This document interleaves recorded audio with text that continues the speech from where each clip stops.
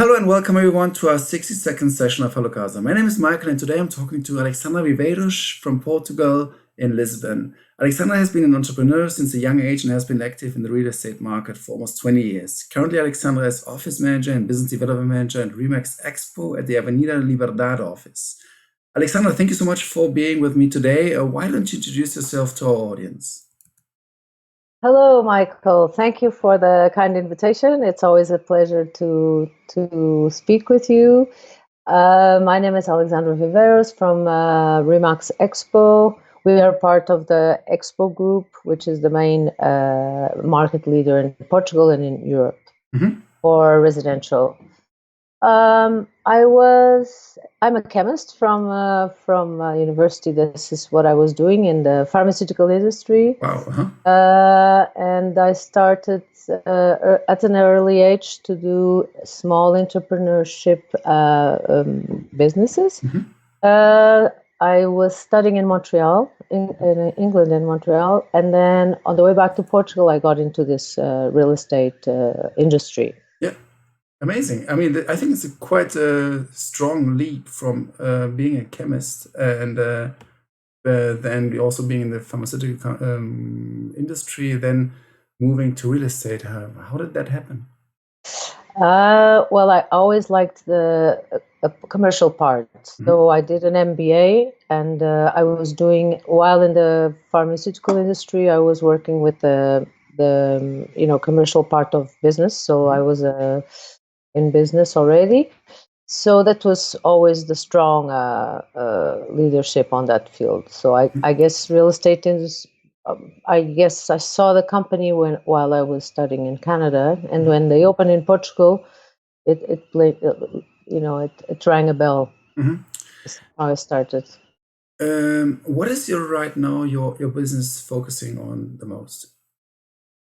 At the moment, the last few years, we've done a lot of international business. So with international clients at first, and mainly nowadays with partners from all over the world that or legal people that bring customers to Lisbon or about to bring. So we make the liaison with what is the best investment for them depending on their needs, basically. So we act as advisors, really. It's interesting. Prior to our call, you mentioned that you have done the most golden visas and non-residential investments for people who, on the one hand, already have a European visa but want to invest in Lisbon and Portugal, but then on the other hand, also non-European people who are interested in obtaining a visa, a so-called golden visa in Lisbon. Give us an overview of, first of all, your clientele. Who are the main people who are approaching you, are interested to buy real estate? It started after 2012. So the law came out in 2012. And in a way, each country personalized the law for each country. So I would say that our law is quite a nice personalized one. So it's easier for the end user.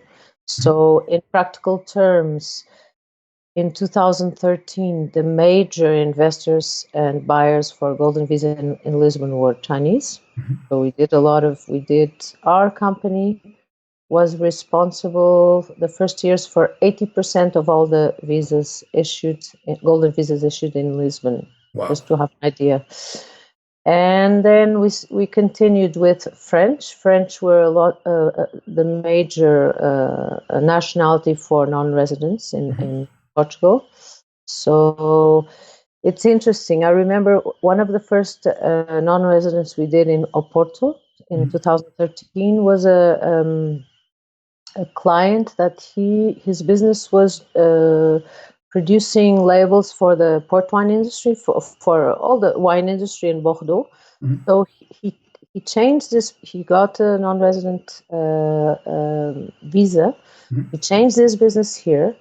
He had his flights. He was coming twice a week to Lisbon. He started outsourcing he didn't have to buy machinery here, since he found that the machinery here that he outsourced was actually newer than the ones he was using in France. Mm-hmm. This was very interesting because he came on a 24% IRC payment, which was very beneficial for him in those days. What is that? So bringing his company to Portugal in those days, it's still valid. He was paying a lot less tax than for his business concerning France. So Okay. this was a very interesting aspect for his business here. And then we continued with mainly residential. So a lot of people. The prices in those days were very low compared to now, let's say. Mm-hmm. And we did a lot of non-residents for French, the first French people that came to Lisbon. So for you to have an idea, there are neighborhoods now in Portugal that you feel that there's a French trend to it, because they have customers for there's a lot of French people living here. So I would say that was the second nationality we had. And we have, it changes. We have a lot of Brazilians since the government changed in Brazil. So most of the investors in Cascais area, which is our Riviera, which is about 20 kilometers from Lisbon, and it's on the coast. A lot of investors have bought houses there, apartments, or industries, resorts, new developments. And then we have a bit of, going back to the golden visa, we have a bit of every nationality in Portugal. We have Lebanese, we have Jewish now, we have a lot of people from Dubai. We have a bit of everything, really. For the ones who don't know exactly what are the requirements, or even what is exactly the golden visa first and foremost mean, can you give us an overview what it is exactly and what I have to do in order to get it? Okay, as a golden visa, once you enter, once you come for, let's say, a visit, to visit the country and see which areas the person prefers, which neighborhoods, because it applies to all the country, and it's all one price. In Portugal, up to now, we have 500,000 euros for golden visa, and if you want to invest in a company here, you have to invest a million. So going back, golden visa to buy a house. And there's a new legal way also to invest in a property in an old historic part of the city, and the building has to be over 35 years. So in that way, you can invest 350,000 euros. So people usually come. They go on holiday. We take them along to see different areas, and in general, the day that first meeting, we help people to get their VAT number. So it's a simple way. It's given on the spot. There are some tax offices in Lisbon that even have multi-speaking language assistants, so they can help. So I get the VAT number even without the visa, or I need first the visa and then the VAT number. No, so you first need the VAT number, then you need to open a bank account with this VAT number, and then you start seeing houses to get knowledge and preferences, and then you see a lawyer, attorney, someone for the legal aspect. Once you reserve a house, then with the promise of buying, which is already a process on the buying aspect, with that you can initiate your golden visa process, and they are I believe 2 years, up to 5 you can get a residentship and get a passport. So it's a process that once you identify the house you want to invest to buy, even before the final deed, you can already start your process with the legal advisors for the golden visa. Got it. So that means the golden visa allows me as a non-European person to obtain a European residency and then later on a passport when I invest either in a company which is has a value of 1 million or a real estate which has a value of 500,000 euros or a real estate property which is classified as a heritage property, a very cultural property of 350,000 euros. Then I go and come to Portugal with my passport, go to one of the services, one of those you also provide, get a VAT number, then get the promissory sales contract, and then hopefully seal the deal and sign the deal with the outlook of 2 years. Then I'll get the residency visa, and then 5 years I even can apply for the passport. Exactly. Okay. The only thing is with the 350, it's for renovation. So there are buildings that need to be renovated and they have to be old. Yeah, okay, exactly. got it. And I'm obliged to also renovate them, I guess. Yeah. You have this is the lower value, so that with the increase of the renovation, this is something interesting sometimes for investors, so they don't have to buy something ready. Got it. Is there a certain ratio or percentage that it says, let's say the property was like 350,000 euros, you have to reinvest or invest at least 20% or 50% of the purchasing money, or is there any fixed money which you have to invest? Well, no fixed money. It's really each case is a case, but Okay. there is the town halls. Each town hall has their own strategy, but you do get money back from the town halls because you are investing in an older property that otherwise maybe we wouldn't have the chance to do it so fast. Okay, so there's subsidized. Okay. Yeah, subsidized. Yeah. And you pay less tax on the materials also. So there's a whole bunch of incentives. Got it. Okay. Yeah. Thinking about mortgages in let's say 500,000 euros, I pay that. I don't have it, but I'm still, I'm from Brazil and I would like to take advantage of it. Are there also banks which are doing the financing, and is there a mortgage? Let's say there's a down payment of 20%, so I only, in quotation marks, I only need like 100K to get the visa. Yes, you can get actually even Bank of Brazil is in Lisbon. Most banks, international banks, are here at the moment. Even for you to see, even the Bank of China is in Lisbon the past, I believe, 4 years, something like that. So what has been for our non-residents, which they can also rent, it's not necessary to buy. If you rent for the non-residents, you can get your we didn't speak much about that, but we can speak a bit later. You can get a loan from your bank in the origin country of origin. Usually, the people we've helped, they get they can get a loan from their country on another house they have, and then they transfer it here. Or if most banks in Portugal, they prefer that if you're not in a bank already that has a representation in Portugal, they even prefer that you send your IRS details, and they analyze the risk here. And obviously, you need to have a down payment, and that we've had processes that have been approved. So what happens with the evaluation is that the banks here, due to the last crisis, they are very more skeptical, so they don't want so much high risk.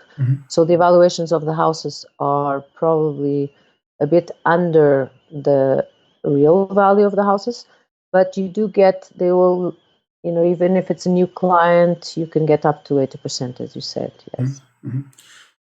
Switching topics a little bit, you mentioned the last crisis. You had the previous business which you sold before the last crisis. Oh yes. Ex- Describe us a little bit about I, this business. I was lucky. Mhm, We were two partners, and we had a Remax agency in Sintra, which is where the royal family used to spend mhm, holidays. So it's basically a very green and lush mountain, about 20 kilometers northwest of Lisbon, near the coast. And I was responsible for 30 agents. It was very interesting. It was a fast business then in 2003. And we grew very fast in 3 years. And because this is a privately owned business, so we just thought to take advantage of selling at the right time. And we knew that we were on a peak, but we never thought we would have such a crisis after. So we did. I bought my partner's share, and then I sold it the same year in November 2007. mhm. And after that, uh, I guess nothing was happening here, Yeah, just rentals. it's interesting that you have exactly like already experienced this one peak of 2008, and I think right now we actually maybe I think yeah, 13 years later, you can say we're at the crisp of maybe another. I don't know if it's a market meltdown or if it's anything else. I actually that's why I'm talking to you. I would like to have your opinion about how you right now perceive the situation, especially in Lisbon Uh-huh. and in Portugal right now. Yes. Well, one thing we don't, that it's difficult to predict the future. I don't think people do that, but we know that the real estate industry, it's a slow industry. Hmm. So we don't, it won't change in a peak just like that. There are people, we do work with a basic necessity, which is a house that people need to live. Not all clients is the same reason. Obviously, if we have investors, it's different. But things tend to be slow when real estate is not like a restaurant business. Hmm. That it's closed. For you to have an idea, we did last week. We did 25 sales, and we closed 25 sales, so the deed was made. Hmm. We had another 40 sales that were closed, that were ongoing. So Hmm. we are in this phase that people stopped maybe and were clustered home, but every day there's a new child being born, a person dies, and the person is on the process of selling his house. So this goes on. Hmm. So what's been happening now the last 3 weeks is that after we paralyzed home, we are working remotely, and the Portuguese government has called for emergency, and there are notaries that are working only a few hours in the morning for those special cases that people have to sell, Hmm. either because their family members changed, or because they have financial problems and they have to close their company and they have to sell. So these are really whatever was ongoing for sale. We are closing those Hmm. deals. Hmm. Yeah, of course, a lot of we don't mix, we don't go out, we don't mix with clients at all. So Yeah. if there's a visit, let's say yesterday we did I was not present, but there was a visit for a rental in Lisbon for a international client. He has representatives here in Portugal, so he doesn't need to be present. They Yeah. work remotely. And so the owner opened the door of the house, disinfected everything. He came outside, and the representative of the rentee went to see the house and left. So there's no communication. There's high level procedures for whatever is of cleaning and that likewise. It's interesting. Apparently, like you are still allowed to show house to show properties and to have like clients see the property. I recently talked to Teresa from San Francisco, and she said, "No, we are not even allowed to do showings." But Mhm. luckily, you are still able to conduct business. Well, no, we conduct business remotely. Okay. See, I was not present in the visit, so Okay. we spoke to the owners, and in Portugal, it's completely, you're not allowed to be outside. Okay. So you Okay, have a so we full did remotely, lockdown. Okay, got it. completely. Okay, got it, got it. I then I didn't understand that correctly. I got it. So Yeah, the owner opened the house and then left, and then the person came yes, inside. Okay, got it. Okay, alone. perfect. Yes. How Yeah. do you see the implications on the COVID-19? I know you're not that active in the commercial real estate market, but do you think that the remote working will maybe even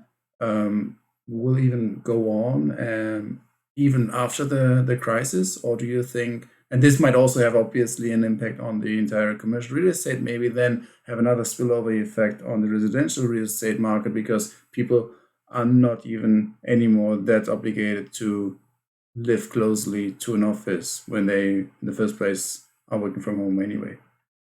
Yeah, for sure. I mean, I believe that the world will be different Mm-hmm. after these months that we pass. Obviously, although in Lisbon we had a high deficit of office space. Mm-hmm. So, from what I understand, I'm not an expert on commercial, but Mm-hmm. from what I hear from the even if that does happen, which I believe so, a lot it will happen definitely. We were so in lack of commercial space for offices that they are still not built. So I believe that because of this situation, that for us it's probably still a good market to Mm-hmm. follow, because we had a high deficit and high demand in Lisbon at the moment. Most like the startup, there's a lot of startups in Lisbon at the moment, for tech startups, Mm-hmm. and they are huge. They are like most multinationals. In the old days, they used to be in Madrid. Now a lot of companies are in Lisbon, so we are still lacking quite a high. Office space, yeah. Yeah, yeah, Okay. yeah. Um, it's super interesting what you just were talking about concerning the entire spillover effects, and also we don't know where the market is moving. Mhm. Give us an overview of the neighborhoods of Lisbon. The neighborhoods. Maybe Yes. some basic data points, real estate in one neighborhood versus another neighborhood. Give us an overview there. Um, Lisbon. It's quite an old city. Mhm. We've had the Phoenicians, the Greeks. There are many, many before even Portugal was founded. So in the old days, the medieval part of Lisbon was in near the river, which nowadays we call it Baixa and Cais do Seré. And that after we had a tsunami in 1755, so basically it just washed out all that medieval area. Mhm. And our prime minister, Marquês de Pombal, he went to Paris and Versailles, and he copied in a Portuguese scale the layout of New Lisbon. Mhm. So basically, that part that he redid after the tsunami or the earthquake is the historic neighborhoods that have become so popular. Mhm. So all of those neighborhoods, you have Bash. We have two hills in Lisbon, and we have a valley in between, which goes down to the river. And as you go up, the newer neighborhoods that mainly Portuguese were living before, which was made in the 40s, is higher up. So Portuguese thought we might as well do a newer neighborhood where the tsunami and Mhm. another tsunami cannot hit. So all the new areas that you call Avenida da República and Avenidas Novas, all the way to the airport, uh, is basically the newer area. So Mhm. if you keep going down, you go through Avenida Liberdade, and you have the major historic Bairro do Chiado. You have Príncipe Real on the west hill of Lisbon, and then you have Castelo, Alfama, the popular neighborhood where the Amália Rodrigues was born. All the Fado. Uh, Mhm. business on the east side of the major Avenida Liberdade. So all of this was decaying when I was young. So it lacked renovation, no color in the buildings, and due to this golden visa non-resident laws that we started in 2012, have been able to renovate completely all these neighborhoods. Like most of these buildings were in very decrepit situation. You could not live there, or maybe squatters, some people. And luckily, this has brought that with the help of the town halls, to modernize these buildings, which are beautiful, and bring back the color of Lisbon, which was multicolored as it is now. We as a youth, I never thought Lisbon was colorful, which is what you see now. So mainly we didn't even have enough hotels. Obviously, the hotels pushed the real estate and the Airbnbs and all this kind of tourism. Nowadays, it's fantastic to see so many people taking use of an old city that was completely dead when I was young. And now it just happens like that. Like Cristiano Ronaldo has his hotel downtown. All these events happening, and so these neighborhoods, they are obviously, I would need more time to explain each No, different one. it's But in a very yeah. nice it's in a very nice overview, and thank you so much for also giving us the aspect of like the thriving, or the new energy, which is actually bringing the outside money, and also in fact you're creating new business and pushing the economy a little bit more. Considering the rental prices per square meter, also buying prices, what can we expect? If there is an average price which you can more or less like name us right now per neighborhood, is there anything we can more or less like yeah, grasp so that we get an idea of what to expect as per prices? Yes. Okay, I'll start with the average price in the whole of Portugal, which is about 1,300 per square meter. Although you go to Lisbon and, for example, the highest priced square meter in Lisbon was sold to Ronaldo's new house, duplex with swimming pool on top, in Parque Duarte VII, and that went for 15,000 a square meter. So just to have an idea. And then the historic neighborhoods I told you that are probably the higher ones, which is Avenida Liberdade has, for example, a lot of the top end brands, so commercial, but even if flats around there go for 10. Prince Real can go from 5 to 8, which is north of Chiado. A lot of Portuguese moved up from Chiado. Chiado is also in that a bit even higher than Príncipe Real. And then you go to Graça, which is on the other hill, which the French really enjoyed when they came, like medium segments, okay? And there you can still find from 2,000 to 3,000 square meter renovated apartment. Are there any upcoming areas which you think, okay, might be an interesting opportunity to look at the moment? Okay, nowadays we have the major axial that goes from the river to the airport, which is already quite high, so Avenida Liberdade República, and everything that is near the water is increasing in price.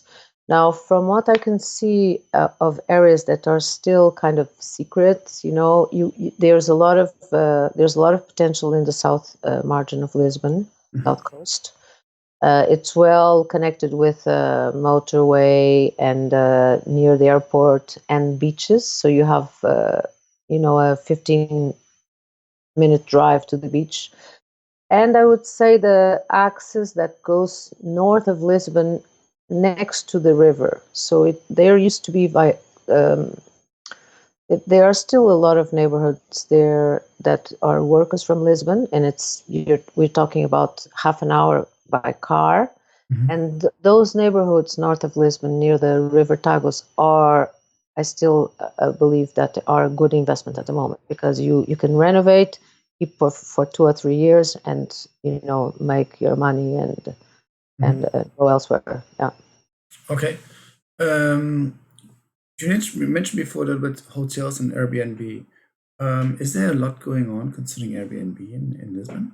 Are a lot of people buying and then renting that out on a daily basis? And is there legislation about it?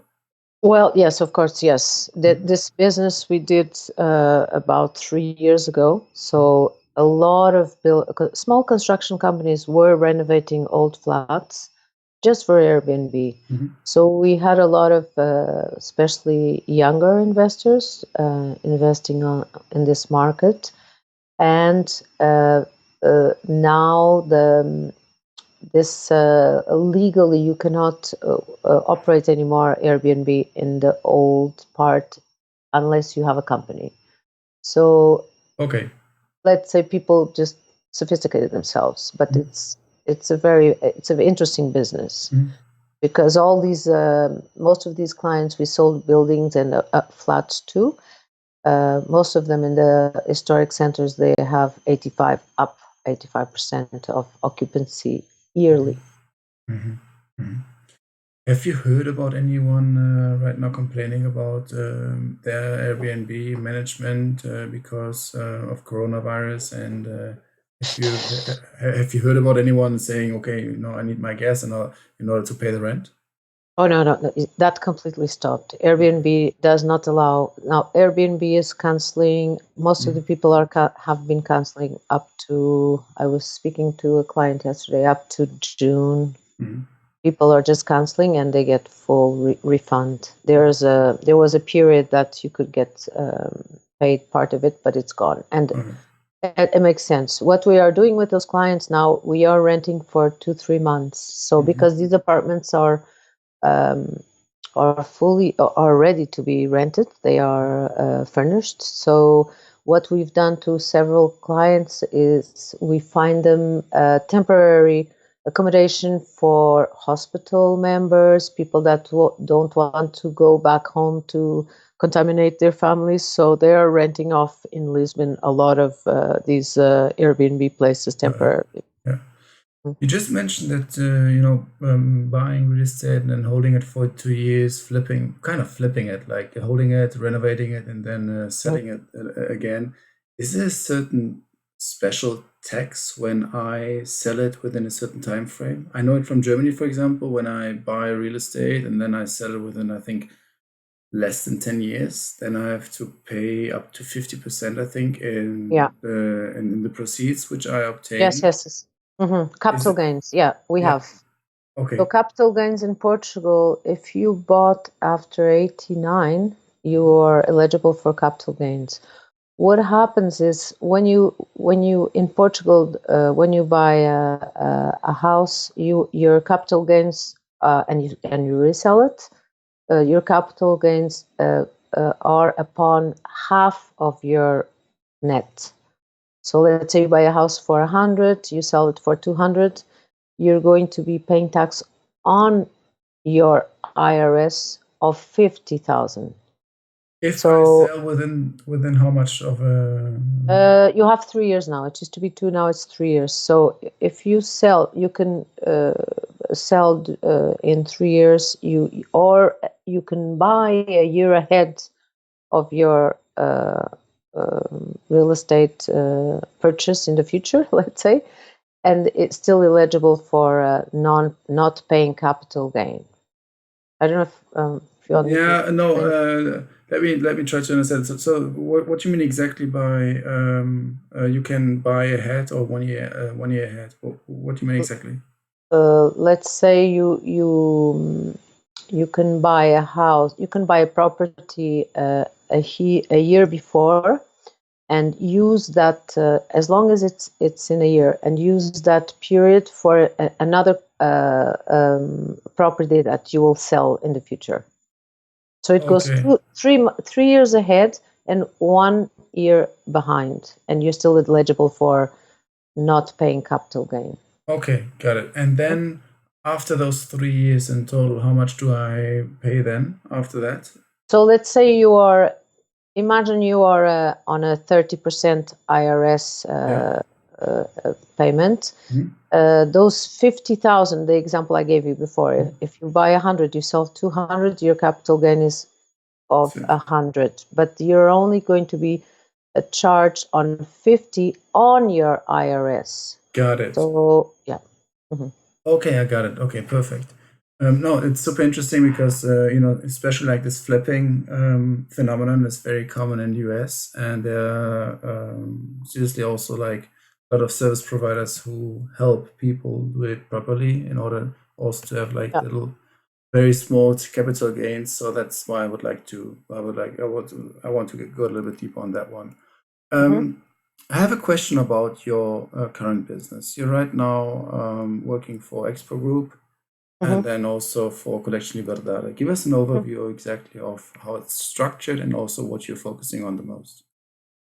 Well, it's a fast business. Okay, now we're working remotely. We're mainly closing remotely and doing a lot of training for the next, and also listing properties. We're doing a lot of listing properties because, as I told you, people have to sell, and if they have another child, they need to buy a new house, a bigger house or a smaller house. So it's a fast business. In Portugal, we are mainly in residential, so our main focus is residential. Remax is focused on not even in new housing. This is part of the probably less than 20% of the business. But because we are working a lot in partnership all over the world, so I get leads from foreign clients all the time. It's a faster business. So in general, we are faster than any normal agency, 3 times faster in the selling process. I actually thought about that already when you said before that you're closing or that you closed last year, like every 2 weeks, in fact, a deal with also this high net worth. What makes you or what allows you to close that fast? What is your, let's say, secret sauce concerning your success on that one? Okay, mainly it's because of partnerships. So the way our company is structured worldwide is 65% of the sales I've been doing the last years I'm not responsible for finding both clients. So mainly I list properties, and we are 10,000 people in Portugal using the same brand. So by the time it's online, I get, in general, I get, okay, I've been in the business for long, so we get the right price, the right photographs, right marketing, and the right clients. We work with motivated clients, so that takes some time before in the back office. Once it's online, then I basically have colleagues of mine calling, or through the internet. We have a good, very good platform. I get, a text to arrange visits or to close deals through the phone, basically. In fact, can you more or less like boil down a little bit your clientele on the on your current business right now? Is it high net worth people? Is it people who are average buyers? What are the buyers looking like? Okay, we have a bit of everything. At the moment, also due to the low interest rate, we are dealing a lot with Portuguese. So there's a lot of Portuguese. I would say our most typical buyer is young. So it's younger couples working from 35 to 45. and we do get these far now. Lately, we've had a lot of Americans that are moving here. They also use the golden visa, as we spoke before, and they like the lifestyle here, so they come here either because it's safer. They have the health insurance in Portugal that is good and very reasonable priced, even if you do a private insurance. So a lot of people, we've had a lot of surfers. I myself have a young son that he's a bodyboarder, so I know a bit most of what's happening here. Most of the coastal towns of Portugal have been invaded by international surfers, and it's interesting to see because even very mediatic people have been doing interesting things here, and this has made a huge impact on the tourism. So nowadays you have the surf tourism has brought about very interesting even production lines of all kinds of new products that in the past we didn't have, using our even our cork, our know-how in many fields, let's say. Yeah. Interesting, yeah. So we do get those. We get surfers. We get people from the tech world. A lot of people here from that are working remotely. So I'm thinking the last person we rented a house in Cascais for a young couple from Silicon Valley. So he brought his children here and his granny that was happy with the the health issue here. And then we get the Portuguese. We get people that are still using loans from the bank. We get families that want to get a modern apartment in Lisbon with less space and selling their family houses, bigger family houses on the coast. We get a mixture of things. It's very diverse. I feel it. Yes. That's you have two listings on Hello Casa. Why don't you take one or even both of them and explain them a little bit to our audience and describe them what they are like and so that we also get a feeling of the listings you're selling. Okay, so the first one, it's basically a golden visa product because Portugal has announced before this COVID-19, they have announced that Greater Lisbon and Oporto this year will be the last year for golden visa. Otherwise, the regional areas doesn't stop in Portugal. Mind you, it could change with this crisis at the moment of the coronavirus. It could be that the government changes this law, so that gives a longer period for the Lisbon and Porto. But going back to that property, it's in Príncipe Real, so it's in a very noble neighborhood, and it's basically for a golden visa client. So it's 550,000 with a garage, which in that area it's difficult to find a garage. So it's basically for a client that has is looking for yield. Most of them they want yield, so it's not that they're going to live here. It's just for passport issues and yield. And the second one, it's a Airbnb house that was completely renovated for Airbnb. It's 320. It's in a very interesting neighborhood. It reminds me in the old days in New York that the new neighborhoods coming about with a lot of artistic neighborhoods. And this for us, it's a kind of it's in Calçada do Combro, which is near Chiado. Actually, it's 10-minute walk from Chiado, so it's very central. Chiado is the main historic center for Lisbon.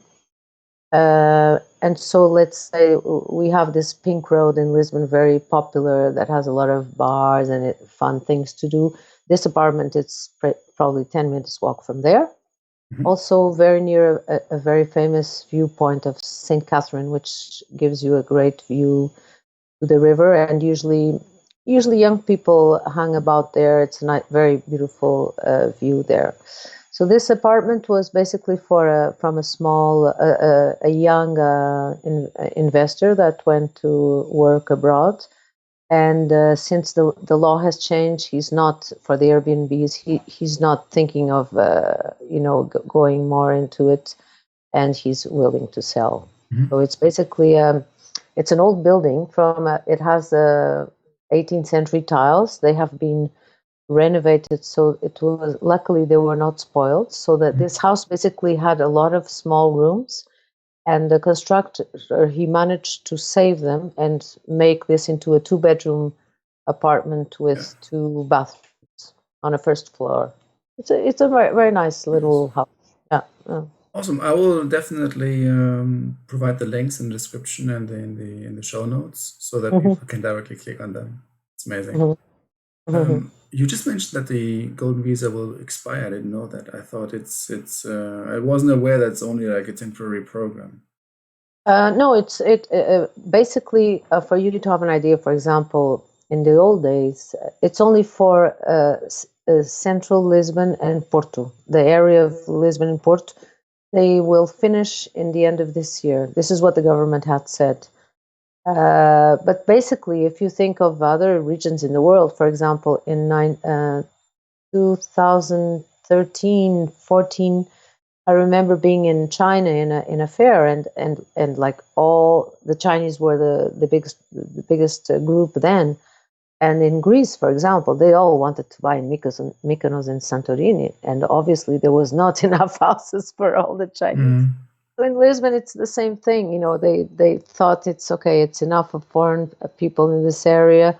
Let's just keep it as it is now, and people that want to use a house, and they can sell it to someone else. So basically, if there's no change in this law, in Lisbon, it's until 31st of December of 2020, this program for golden visa finishes, Lisbon and Porto. Okay, and in the rest of Lisbon, the golden visa has even existed, or that was anyway already only for Porto and Lisbon? Now, this law is only going to apply for Porto and Lisbon. So the rest of the country, Algarve, it's a small radius around these big cities, and all the rest of the country is, for example, is free to buy for golden visa. We have an international client, for example, now that he's buying anything interesting up to 40 kilometers from the coast of Portugal. So this is also, there's a lot of other possibilities still interesting for the investor. In Portugal in general, and okay, got it. So this only applies for Porto and okay, got it. Good. Alexandra, how can people contact you if they would like to reach out to you and talk about real estate in Lisbon, real estate in Portugal? What are your contact details? Okay, my mobile is always on. It's 9661011897, and my email is alexandra.viveiros@remax.pt. Okay, so it's easy, and I'm sure that you will. Yeah, I will write that down as well in the description so that people can directly contact you. That's amazing, Alexandra. It's been super interesting to talk to you. You actually guided me very well through the entire golden visa and non-residential visa process. What do I have to do in order to buy? Where to buy? Also, very interesting the topics concerning the emerging neighborhood. Also, I really like the overview of the culture and also the history of Lisbon itself. I wasn't even aware of the tsunami which hit the city. And also those technical terms which you laid out so well and gave us like such a nice illustration on it. And finally, you also have directly at hand like a very interesting 2 properties, 2 listings which you shared with us. One for the golden visa and the other one for Airbnb purposes. I really appreciate that you had the time to talk to me today. Is there any last comment you would like to share with our audience? Well, we keep expecting that once this calms down, that people will still come. It's a nice place to live. I myself was away for 10 years when I Hmm. was younger studying, and I believe it's a beautiful place to live. It's calm, secure. There's a lot of beautiful coastline. Actually, Portugal is about 500 kilometers of beach Hmm. along the west coast, and it's a quiet place to bring up your family. Very near all major cities of Europe, capitals of Europe. So I still believe that once things get, calm again and back to normal or back to new normal, people will still enjoy coming here. So I think you should have a look at Portugal, and if you need any help, please, I'm here to help. Perfect. I Uh-huh. personally, I love Portugal, so I can only agree to that. Everyone definitely has to visit Portugal once in his Yes, lifetime, definitely. yes. Alexandra, thank you so much. Uh-huh. Thank you so much for your time, and I wish you all the best and send the best regards to Portugal. Thank you. Thank you very much, Michael. It was a Thank you. pleasure. Bye Bye bye. bye.